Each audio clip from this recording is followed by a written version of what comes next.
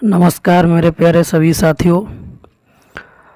आज हम लोग बहुत ही महत्वपूर्ण टॉपिक को पढ़ेंगे जिसमें हमने पर्यावरण और अर्थशास्त्र के बारे में इस स्लाइड में बताया है। तो आज पर्यावरण के विभिन्न पहलुओं को समझने का प्रयास करेंगे और विभिन्न प्रकार के परीक्षा पूछे जाने वाले प्रश्न हैं, चाहे वो किसी भी एग्ज़ाम्स का हो, पीसीएस का हो, क्या एसएससी का हो, टीजीटी में हो, पीजीटी में हो, या आप देखते हैं असिस्टेंट प्रोफेसर का जीएस का पेपर हो, उसमें तो जितने भी बीए का जो सीबीएस पैटर्न है उसमें जो भी क्वेश्चंस हैं, तो जहाँ से बनने वाले विभिन्न प्रकार के प्रश्नों को आज हम लोग कवर करेंगे। लगभग जो है 50 से 60 प्रश्न कवर होने वाले हैं और बहुत ही कम समय में। तो चलिए हम लोग स्टार्ट करते हैं। पर्यावरण किसे कहते हैं आप सभी लोग जानते हैं। पर्यावरण का अर्थ क्या होता है कि कोई भी जीव होगा, ठीक है, जीव को चारों ओर से घेरने वाली जो भी जैविक और अजैविक कारक होते हैं, ठीक है, इन्हीं को हम लोग पर्यावरण कहते हैं। यानी किसको घेरना है, यानी कि जो भी जीव हैं, जीव को चारों ओर से घेरने वाले जो भी हमारे ऑर्गेनिक और अनऑर्गेनिक जो है फैक्टर्स हैं या कंपोनेंट्स हैं, उसी को हम लोग क्या कह रहे हैं, इन्वायरमेंट कह रहे हैं। इन्वायरमेंट क्या एक डायनामिक प्रोसेस है, ठीक है, एक डायनामिक यानी गतिशील निकाय है। अब ये पर्यावरण बनता किससे है आप सभी लोग जानते हैं। पर्यावरण का अर्थ होता है परि धन आवरण, आदि शब्दों से मिलकर के बना हुआ है। तो परि का मतलब होता है चारों ओर, आवरण का मतलब होता है ढका हुआ, ठीक है। तो यानी कोई भी जीव है, जंतु है, जिसको चारों ओर से यानी आवरण जैविक और अजैविक कारकों के द्वारा ढका गया है, वो हमारा पर्यावरण है।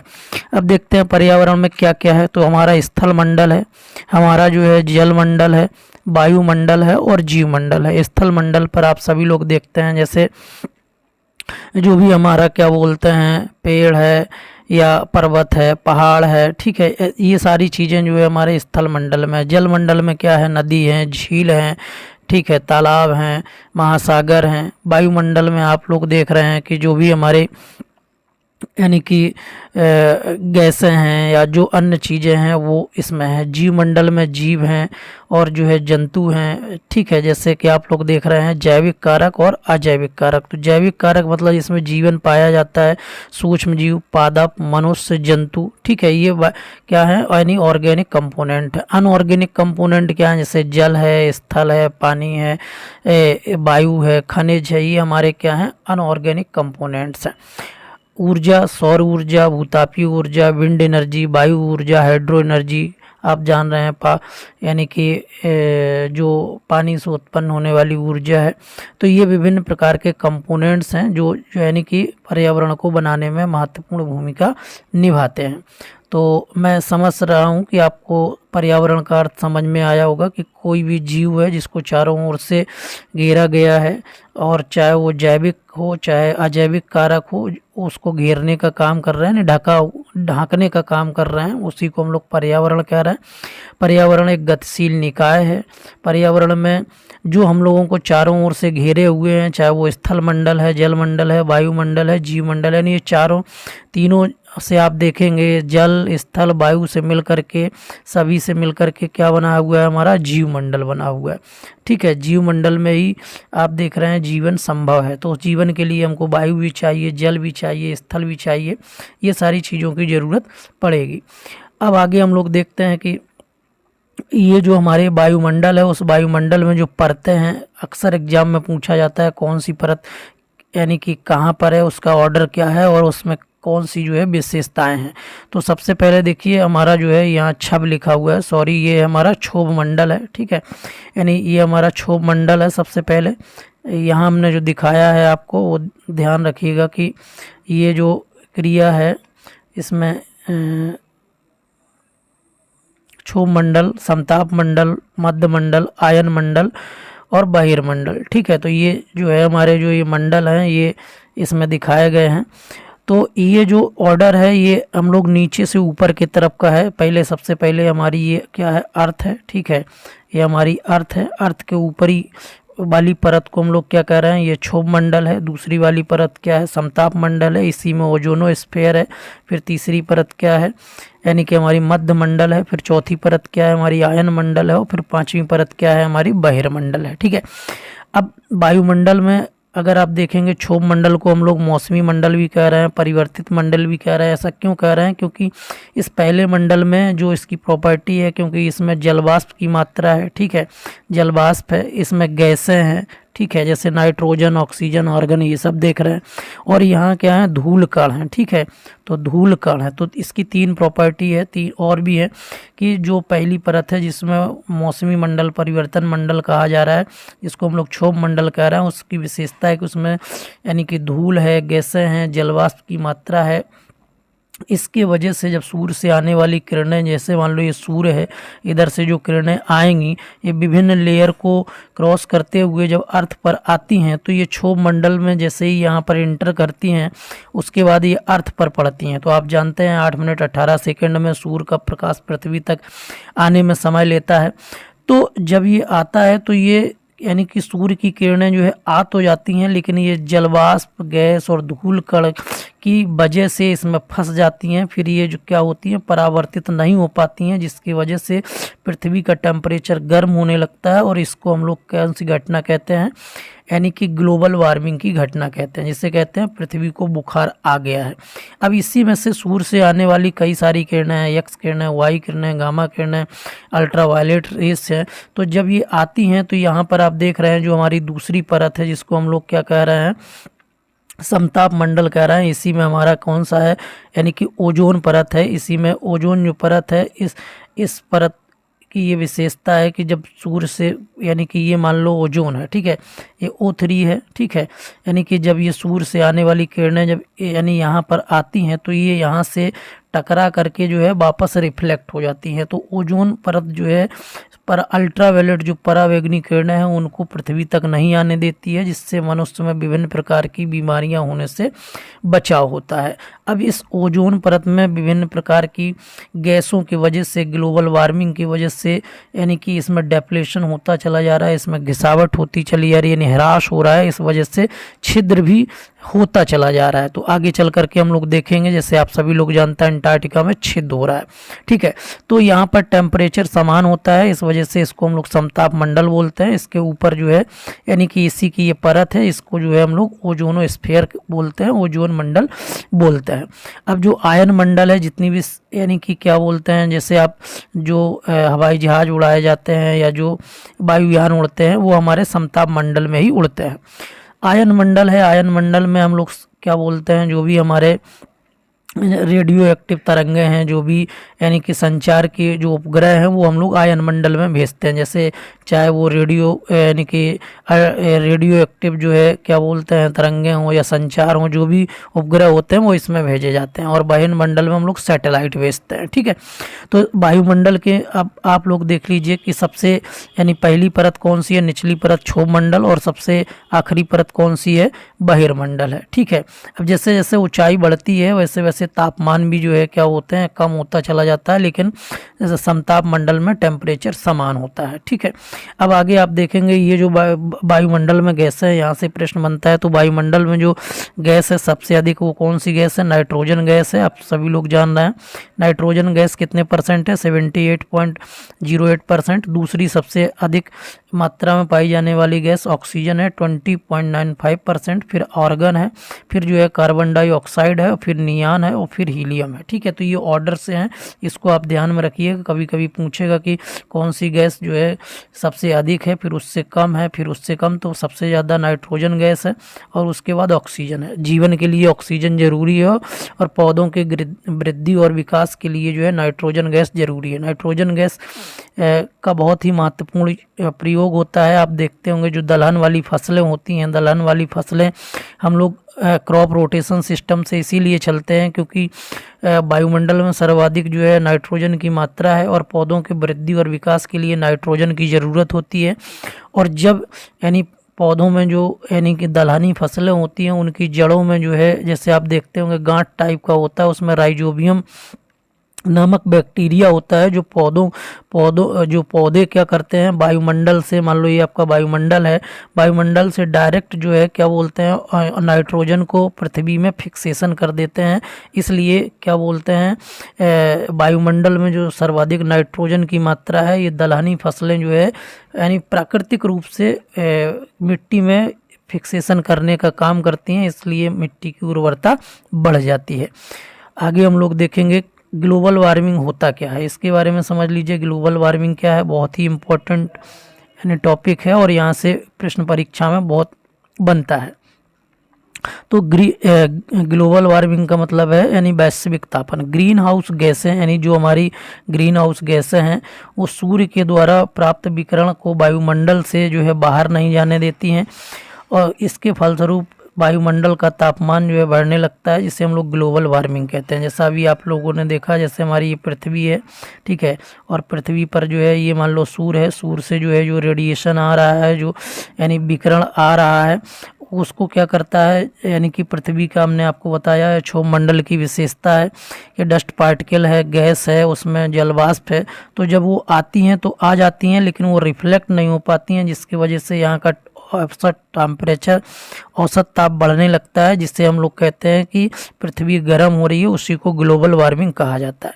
अब इस वैश्विक तापन को बढ़ाने में क्या कौन कौन सी गैसें रिस्पॉन्सिबल हैं, तो ये यहाँ दिया गया है। यहाँ पर गैसों के नाम दिए गए हैं और ये इम्पोर्टेंट है, आप देखिएगा। यहाँ पर जो है जिन गैसों की चर्चा किया गया, 6 प्रकार की महत्वपूर्ण गैसें हैं जो बहुत इम्पोर्टेंट है। Carbon dioxide, CO2, methane, CH4, nitrous oxide, N2O, ठीक है, क्लोरोफ्लोरोकार्बन, CFC और ओजोन, O3 और जलवाष्प। ये आपकी ग्रीन हाउस गैसेस हैं, ये आप ध्यान में रखिएगा। कभी कभी पूछा जाता है एग्जाम में, PCS में या अदर एग्जाम में, कि निम्नलिखित में से कौन सी गैस ग्रीन हाउस गैस नहीं है, ठीक है।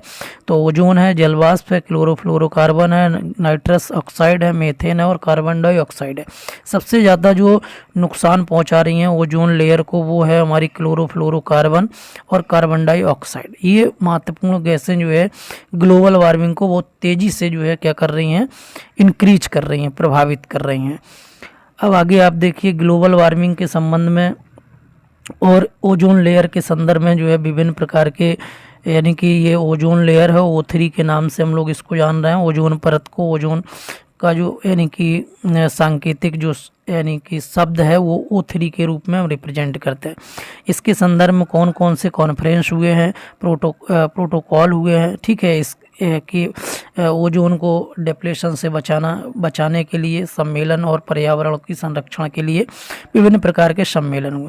तो वियना सम्मेलन 1985 में हुआ, मॉन्ट्रियल प्रोटोकॉल 1987 में हुआ है। यही आपके लिए बहुत इम्पोर्टेंट है। कभी कभी पूछता है परीक्षा में कि ओजोन के संरक्षण के लिए कौन सा यानी कि प्रोटोकॉल जो है हुआ था, तो ये मॉन्ट्रियल प्रोटोकॉल है। ये जो है क्या बोलते हैं, जापान का शहर है मॉन्ट्रियल, वहाँ पर हुआ था। इसके वजह से ये मॉन्ट्रियल प्रोटोकॉल यानी कि ओजोन के संरक्षण से है। हालांकि ये सभी जो है उसके संरक्षण से है, लेकिन ज़्यादातर एग्जाम में मॉन्ट्रियल प्रोटोकॉल पूछा जाता है और आपको यही याद होगा। लेकिन आपको ये नहीं और भी जानने हैं, वियना सम्मेलन भी जानना है, मॉन्ट्रियल प्रोटोकॉल है और इसके साथ आप देख रहे हैं ये हेलसिंकी कॉन्फ्रेंस है, लंदन कॉन्फ्रेंस है, ठीक है।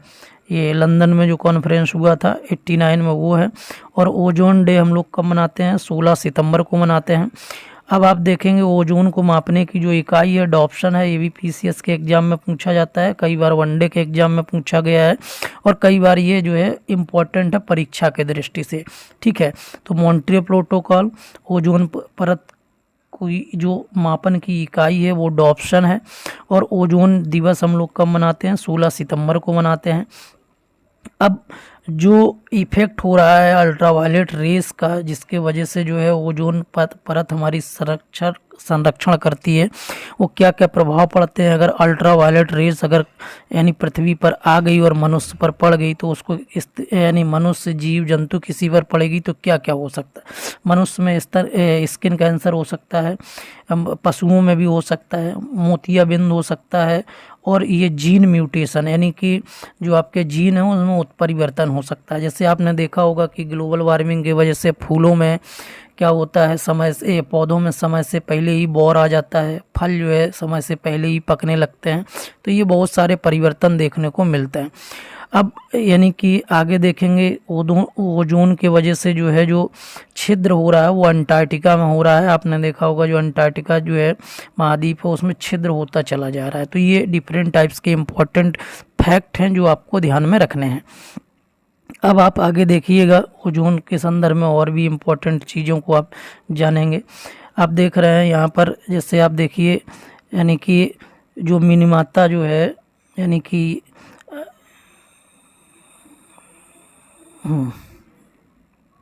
आप ये देखिए, जिस ये जो है मिनीमाता कन्वेंशन, ये भी पूछा जाता है मिनीमाता कन्वेंशन का यानी कि संबंध किससे, तो मरकरी पोल्यूशन से। आप देख रहे हैं कि जब जल में मरकरी का पोल्यूशन जो मरकरी की मात्रा ज़्यादा हो जाती है तो विभिन्न प्रकार की डिजीज़ उत्पन्न हो जाती है। तो इसका यानी जो संबंध है, जो मिनीमाता जो है कन्वेंशन है, वो मरकरी पोल्यूशन से रिलेटेड है। अब ये कब लागू हुआ, तो ये 16 अगस्त 2017 को इम्प्लीमेंटेशन हुआ है। कार्टाजोना प्रोटोकॉल आप सभी जानते हैं, यानी ये जैव सुरक्षा के लिए यानी कि लागू किया गया, और ये कब होता है, 11 सितंबर 2003 को ये लागू होता है। उसके बाद आप इनको भी महत्वपूर्ण जो कंटेंट है इनको भी जानिए, बहुत ही महत्वपूर्ण है। इसमें क्या है, इसमें है फादर ऑफ इकोलॉजी साइंस, यानी कि ओडम को कहा जाता है। ओडम को जो है हम लोग पारिस्थितिकी विज्ञान का पिता कहते हैं, ठीक है, पारिस्थितिकी विज्ञान का पिता, ये पूरे वर्ल्ड में है ओडम को, भारत का अलग से हम आपको बताएंगे, ठीक है। फिर इकोलॉजी जो वर्ड है यानी कि जो पारिस्थितिकी शब्द है वो किसने दिया, अर्नेस्ट हैक्ले ने दिया हुआ है। इकोसिस्टम, ठीक है, जो पारिस्थितिकी तंत्र है, पारिस्थितिकी और पारिस्थितिकी तंत्र दोनों अलग अलग चीज़ें हैं, इन दोनों को अलग अलग लोगों ने जो है डिफाइन किया, दिया है, खोजा है।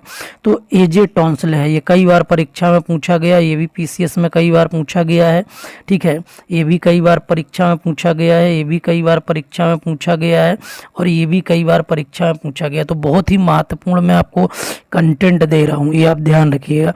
ये सारे प्रश्न हैं जो आपको जानने चाहिए, फैक्ट हैं जानने चाहिए, क्योंकि ये परीक्षा में बार बार रिपीट होंगे आपके, ठीक। अब बायोडाइवर्सिटी, जैव विविधता, आप सब लोग जानिए कि ये शब्द किसने दिया है, और जैव विविधता की खोज जो है किसके द्वारा किया, तो वाल्टर जी जो है रोशन के द्वारा जो है जैव विविधता की खोज किया गया, ठीक है।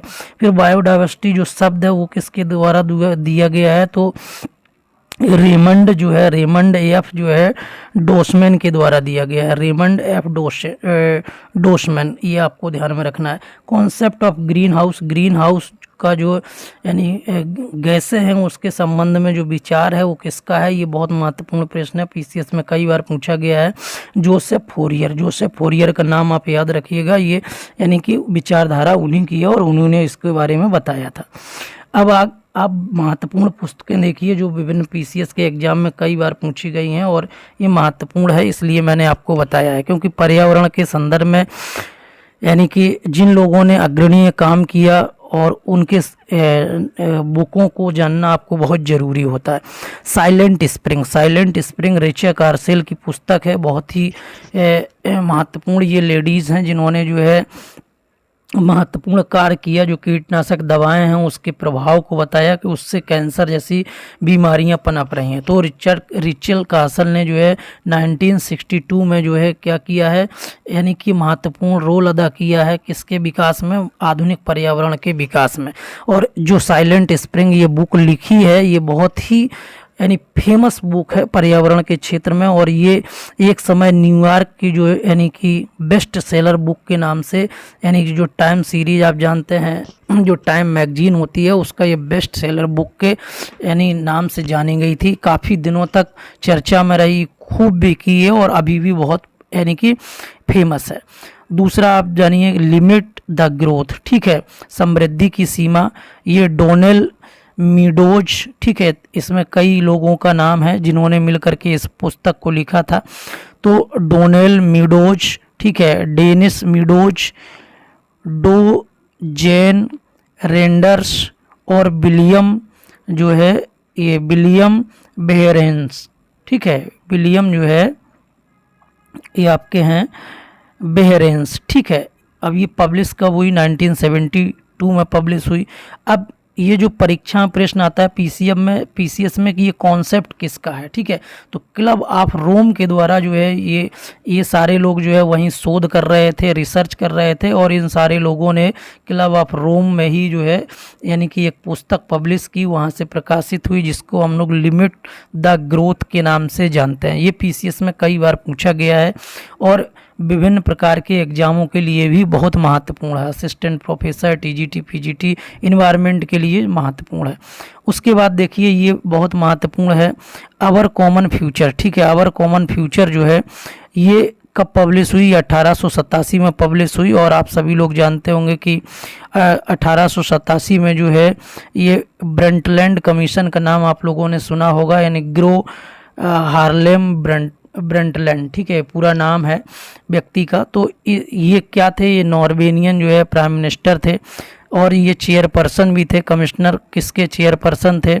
Of the commission of environment and development के। ठीक है, तो ये नॉर्वे के प्राइम मिनिस्टर भी रहे हैं और जो है इसके यानी कि जो आपका पर्यावरण और विकास का जो कमीशन गठित किया गया था उसके चेयरपर्सन थे। उन्हीं ने जो है इसको क्या किया था? पब्लिश किया था।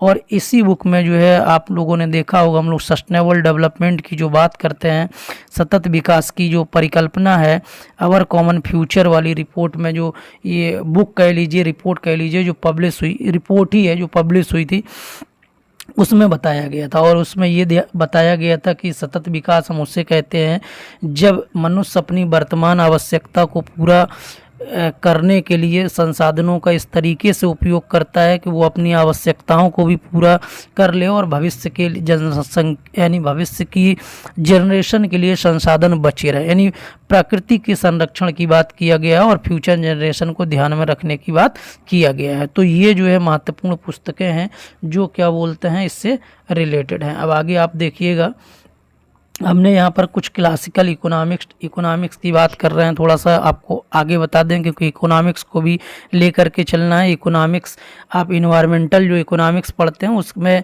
इन्वायरमेंट भी पढ़ना है और इकोनॉमिक्स भी पढ़ना है। तो इकोनॉमिक्स के पहले हम लोग कई चीज़ों को जान चुके हैं, अब आज बहुत ही महत्वपूर्ण चीज़ को जानने चल रहे हैं क्योंकि आपको ये सिस्टमेटिक पता नहीं होता कि कौन क्लासिकल इकोनॉमिक्स है, कौन न्यू क्लासिकल इकोनॉमिक्स है, बस आप पढ़ते हैं। तो आप ये ध्यान में रखिए कि जो क्लासिकल इकोनॉमिस्ट हैं वो जो है हमारे 18वीं और 19वीं शताब्दी के जो अर्थशास्त्री हैं उनको हम लोग क्लासिकल इकोनॉमिस्ट कहते हैं। जैसे एडम स्मिथ, रिकार्डो, जे.एस. मिल, माल्थस, जे.वी. से, इनके नाम महत्वपूर्ण हैं। ठीक है, ये क्लासिकल इकोनॉमिस्ट हैं। और क्या बोलते हैं आगे आप देखेंगे मार्शल से न्यू क्लासिकल इकोनॉमिक्स स्टार्ट होता है। तो एडम स्मिथ को सभी लोग जानते हैं, फादर ऑफ इकोनॉमिक्स कहा जाता है। 1776 में इन्होंने वेल्थ ऑफ नेशन पुस्तक लिखी, अर्थशास्त्र को क्रमबद्ध तरीके से यानी कि परिभाषित किया। ये जो है लेसेज फायर यानी कि प्रणाली के सपोर्टर थे, यानी पूंजीवादी प्रणाली जिसको कहते हैं, हस्तक्षेप की नीति जिसको कहते हैं, उसके समर्थक थे। और इन्होंने जो है क्या बोलते हैं कई सारे सिद्धांत दिए। तो व्यापार के संदर्भ में सिद्धांत दिए, इन्होंने अर्थशास्त्र को यानी कि डिफाइन किया सिस्टमेटिक तरीके से। तो आगे हम लोग इनके विभिन्न प्रकार के सिद्धांतों में को डीप में आगे बाद में समझेंगे। इधर आप थोड़ा सा मोटा मोटा समझिए कि अर्थशास्त्र का जनक किसे कहा जाता है? एडम स्मिथ को कहा जाता है। एडम स्मिथ ने 1776 में एक पुस्तक प्रकाशित की जिसे हम लोग धन का अर्थशास्त्र कहते हैं, यानी कि वेल्थ ऑफ नेशन के नाम से जानते हैं। और लेसेस फायर प्रणाली के ये सपोर्टर थे जिसे हस्तक्षेप प्रणाली कहा जाता है, और ये पूंजीवादी प्रणाली भी इसको हम लोग कहते हैं। दूसरे जो महान अर्थशास्त्री हैं वो हैं रिकार्डो, यानी कि ये माना जाता है कि एडम स्मिथ के बाद रिकार्डो दूसरे महत्वपूर्ण अर्थशास्त्री हैं। ठीक है, तो यानी कि ये रिकार्डो दूसरे महत्वपूर्ण जो अर्थशास्त्री हैं रिकार्डो। एडम स्मिथ की प्रसिद्ध पुस्तक यानी कि आप देख रहे हैं वेल्थ ऑफ नेशन। ठीक है, रिकार्डो एडम स्मिथ के बाद दूसरे महत्वपूर्ण अर्थशास्त्री हैं। और 1772 ईस्वी में यानी रिकार्डो का जन्म होता है और ये यहूदी परिवार में जन्म लेते हैं, यानी कि और कहाँ पर इनका जन्म होता है? इंग्लैंड में इनका जन्म होता है। ठीक है, और फिर ये यानी कि जन्म इनका और दूसरे जगह होता है, इंग्लैंड में आकर के ये जो है यानी कि बस जाते हैं। ठीक, अब रिकार्डो की अगर बात करेंगे तो 1810 में रिकार्डो की पहली पुस्तक पब्लिश होती है और उस पुस्तक का नाम था, ये टाइटल आप देख लीजिए, इस पुस्तक का बहुत ही महत्वपूर्ण नाम है और वो नाम है सराफा की ऊंची कीमत, बैंक नोट की घिसावट। ठीक है, यहाँ जो शब्द लिखा है आप उसको मतलब हूबहू मत समझिएगा, टाइपिंग में थोड़ा मिस्टेक हो जाता है। रिकार्डो की पहली पुस्तक कौन सी है? सराफा की ऊंची कीमत, बैंक नोट की घिसावट, का एक सबूत, ठीक है, ये पुस्तक का नाम है, ठीक है, कहाँ तक, एक सबूत तक, तो यहाँ तक जो है यानी पुस्तक का नाम है।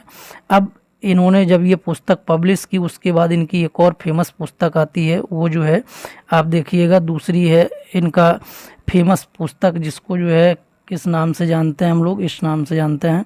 1871 में यानी कि उनका जो है मुख्य ग्रंथ था वो ये था कि ये राजनीति, अर्थव्यवस्था और कराधान के सिद्धांत, on the principle of political economy and taxation, ठीक है।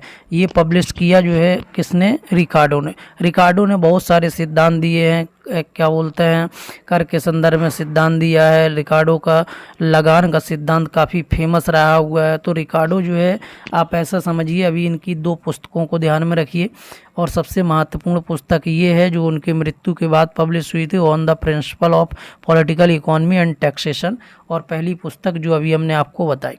फिर तीसरे कह लीजिए महत्वपूर्ण अर्थशास्त्रियों में J.S. मिल का भी नाम बहुत ही महत्वपूर्ण है। 1806 में जन्म होता है, ये भी इंग्लैंड में जन्म लेते हैं।